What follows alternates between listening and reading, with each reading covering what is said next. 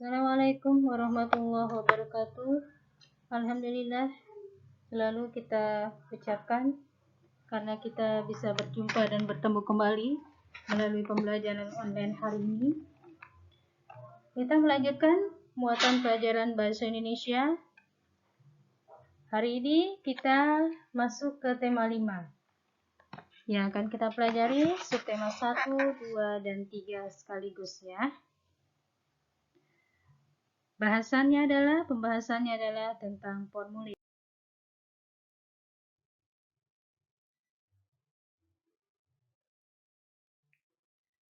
Formulir adalah lembar yang berisi informasi tentang data diri dan hal lain sesuai dengan fungsi formulir tersebut. Dengan kata lain, formulir adalah secari kertas yang berisi pertanyaan-pertanyaan tentang data diri. Formulir diisi dengan data diri sesuai dengan keadaan yang sebenarnya. Formulir adalah format isian yang terdiri dari biodata lengkap.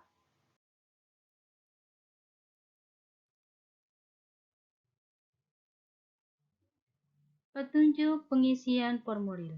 Sebelum kita mengisi sebuah formulir, biasanya ada petunjuk pengisiannya. Apa itu petunjuk pengisian formulir? Adalah panduan yang dapat digunakan saat akan mengisi sebuah formulir. Petunjuk pengisian tentunya kamu harus dipahami terlebih dahulu ketika akan mengisi sebuah formulir. Apa fungsinya? Yaitu mengurangi kesalahan dalam mengisi formulir. Bagaimana langkah-langkah pengisian formulir? Yang pertama, kamu harus membaca dulu judul dan keterangan dari formulir tersebut.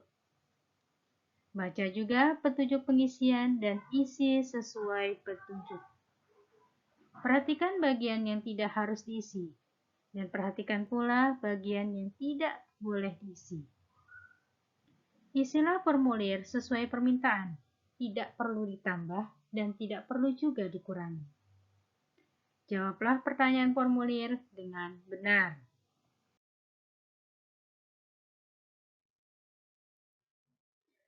Jenis-jenis formulir.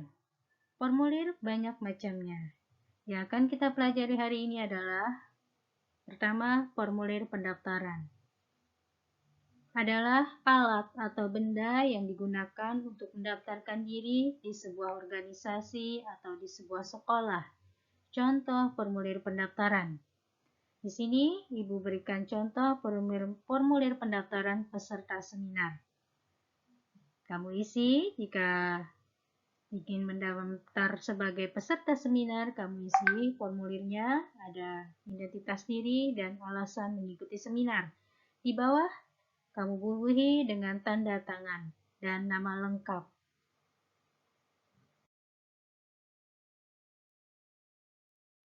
Berikutnya, formulir kartu anggota.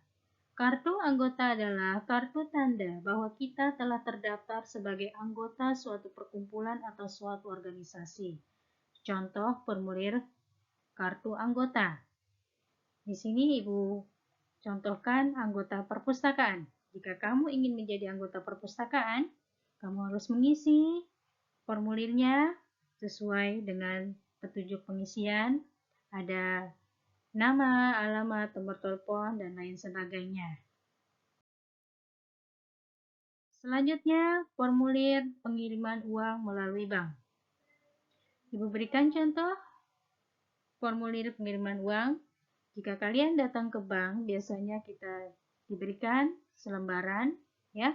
Selembaran kalau tujuannya ingin mengirimkan uang, selembarannya berupa formulir kiriman uang. Apa itu artinya formulir tersebut, ya? Formulir pengiriman uang melalui bank itu isinya berupa data diri, nama lengkap, nomor rekening, alamat, nomor telepon, dan isian lain yang diperlukan oleh bank. Kalian sudah tahu ya, pengiriman uang dalam bank sering disebut dengan transfer. Transfer bisa juga dilakukan bukan di bank, di ATM bisa, di tempat-tempat lain juga bisa.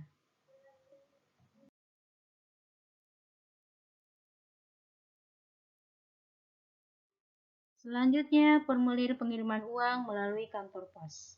Selain di bank, kita juga bisa melakukan pengiriman uang di kantor pos ya. Contohnya, ini adalah contoh wesel pos yang harus kalian isi jika ingin mengirimkan uang melalui kantor pos. Apa itu wesel pos? Wesel adalah surat yang digunakan untuk mengirimkan uang melalui kantor pos. Wesel ini bisa kalian dapatkan, bisa kalian beli di mana? Di kantor pos ya. Jika kalian ingin mengirimkan uang melalui kantor pos, isi formulir tersebut sesuai dengan yang kalian inginkan, uang yang kalian kirimkan berapa, alamat pengirim, nama pengirim, dan lain sebagainya.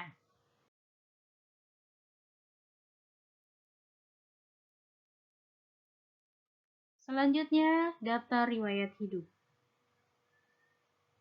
Ibu berikan contoh daftar riwayat hidup di sini.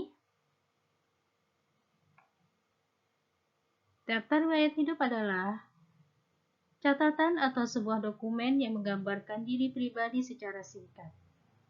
Jadi di daftar riwayat hidup itu menggambarkan pribadi kamu secara singkat, kamu tulis di sini semua. Ada pendidikan, ada kursus kamu di mana, prestasi yang pernah kamu raih apa, ya. Selain itu ada juga alamat, nomor telepon, jenis kelamin, tanggal lahir, dan lain sebagainya. Kamu dapat membuat daftar riwayat hidup itu untuk apa? Untuk keperluan menerangkan data diri kepada orang lain.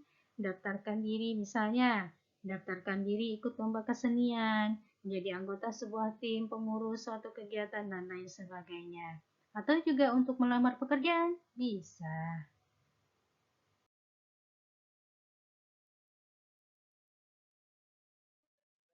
Selanjutnya, formulir pengiriman barang.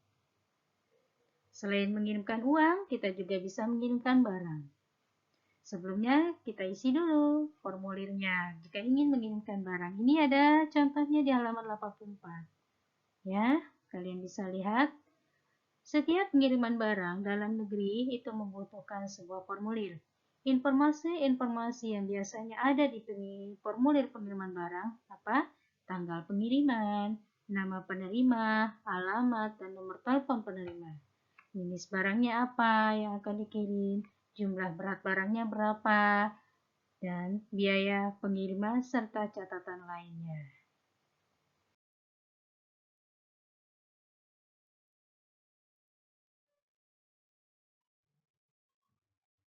Nah, selanjutnya lembar jawaban komputer atau disebut juga dengan LJK. Nah, ini adalah contoh sebuah LJK. Apa itu LJK? Lembar jawaban komputer digunakan untuk ujian masuk ke jenjang pendidikan selanjutnya.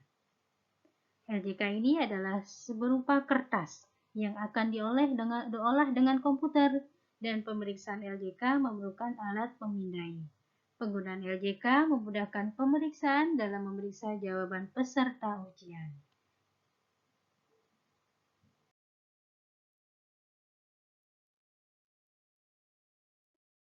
Dalam LJK atau dalam lembar jawaban komputer, biasanya ada kolom-kolomnya. Yang pertama adalah petunjuk pengisian. Nama dan nomor peserta ujian. Tanggal lahir peserta ujian dan tanggal ujian itu berlangsung. Nama mata pelajaran ujian serta tanda tangan peserta ujian. Semua ini diisi jika kalian ingin ujiannya mengisinya dengan lembar jawaban komputer. Bagaimana langkah-langkah mengisi formulir lembar jawaban komputer? Yang pertama, tentunya mengisi LJK kita memerlukan pensil 2B yang agak tumpul. Karena apa? Karena kalau yang runcing itu dapat merusak LJK. Yang kedua, setelah itu periksa LJK apakah ada bagian yang rusak. Yang ketiga, jika tidak ada bagian yang rusak, kita dapat lanjut ke tahap pengisian identitas, seperti nama, nomor ujian, tanggal lahir, dan tanda tangan dan mata pelajaran ujian. Selanjutnya, setelah mengisi mata pelajaran ujian, kamu dapat memulai mengerjakan soal ujian.